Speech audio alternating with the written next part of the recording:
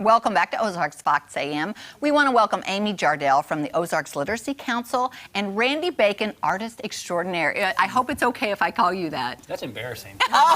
But you are. But you are. Thank you. I appreciate you saying that. We want to welcome both of you. Thank you. Thank you for being here. All right, so you have an event coming up. We do. Talk about that. It's something we've been working on for a year and a half. Mm-hmm. It's Yeah. a revision or a revival, if you must, of an event that Randy did with us 20 years ago. So it's entitled Words and Pictures.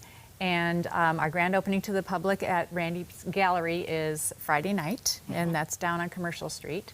But the main idea of the story is it's 21 portraits of people in our community who have a story to tell about literacy, how literacy has impacted their lives or allowed them to impact others.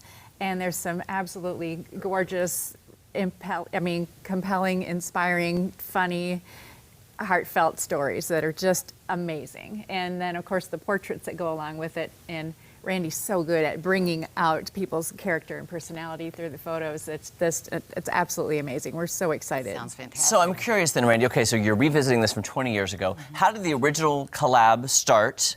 And how did you find the subjects for those and then revisiting it 20 years later? That's got to be like emotional.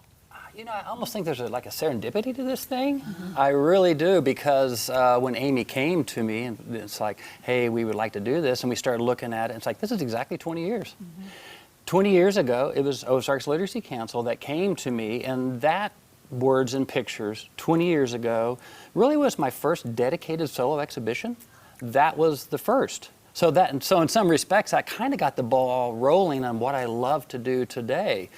With this one, you know, I really wanted to ramp it up. I really wanted to take it with everything I've learned over the years visually with my work.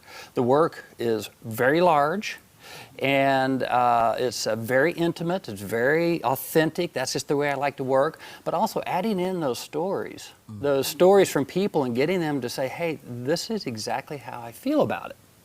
And unfortunately with today, it's like I think we get lost in everything that's going on, and we forget about the importance of literacy. And it's still, and you can help me on this, it may be even more of an issue now than it was 20 years ago. So. Wow. Can we look at his photo here? You want to talk about that? Oh gosh, yeah. This was one of the, we had about maybe, probably around 20 subjects then as well. And this is Robert, and he is also going to be in this one. So 20 years ago, yeah, there he is. And first of all, this guy hasn't changed. He has not aged one day. Not at all. I'm like... So guys, if you're looking at your screen, the one on the left is from 20 years ago. The one on the right is from this year. This year. That is insane. He needs to looks write the a same. book. He does. He needs to write a book. What are you taking? What are you doing? Exactly. Wow. And, but you know, it was really interesting for me to, I dug this out literally just a few days ago from a box of a lot of the work I did 20 years ago, and then I pulled it out, and it was kind of like this nice little journey, seeing, you know, my work back then, seeing it now, how it's changed, how it's really, I think, grown. And You're on the screen here. Yes. This is Clyde, you said? This is Clyde. He's the one that we talked about before, our 80-year-old student. Yes. You Oh, remember? Yes. love it. Isn't he handsome? And he's remarkable. And Hey, we know her. We know her. And Joy has a great story to tell about how literacy has impacted her life and helped her to impact others. I would love to hear these stories. I don't know these stories. I don't yeah. know her story either. Well, you need to come by the studio. Uh-huh. The grand opening is Friday night starting at 6 to 8:30, but then it will be in the gallery for 2 months, basically. And gallery hours are? Wednesday through Saturday, 11 until 4. And then I will tell you that I'm typically hanging out there playing most of the time. So you may come by on even off hours and I'm still there. So. How do you raise money for the event? How is this going to help Ozarks Literacy Council? We have sponsors for each story. Okay. So like Clyde's story, we've talked about him before on the show. He was 80 years old and basically illiterate. His wife did most of the reading and writing and the bill paying and everything for him. And after she passed away, his stepkids encouraged him to come to us, right?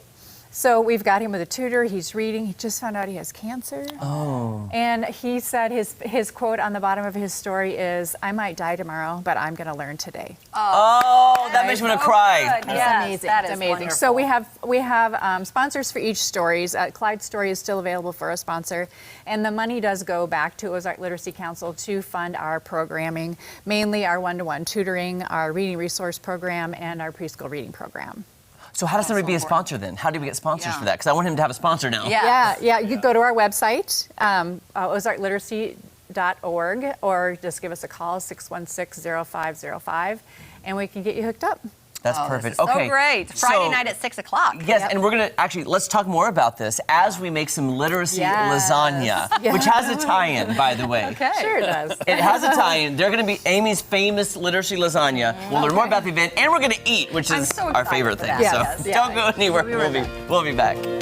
So yes, I'm excited. Oh, look at these beautiful portraits. Oh, they're so gorgeous. Now the woman in the upper right